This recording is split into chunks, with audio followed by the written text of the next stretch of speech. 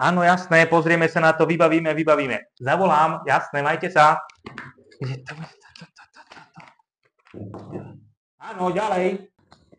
Pán majiteľ, doniesol som vám objednávky na spracovanie. Nech sa páči.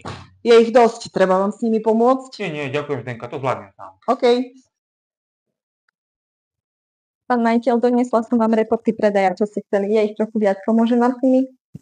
Ďakujem, to zvládnem. Ďalej. Pán majiteľ, potrebujem čím skôr skontrolovať tieto úhrady.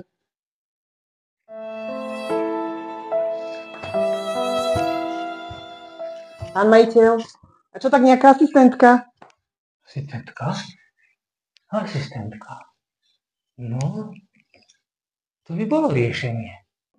Už len prísť na to ako. Povedz, kamarát, potrebujeme tu niekoho s takými peknými, modrými, veľkými očami? To asi nie, sem by tu toho veľa neurobil. My potrebujeme niekoho, kto má rád administratívu. Kto vie svoju prácu urobiť presne, správne, úplne a včas. Ak si ty taká, príď medzi nás.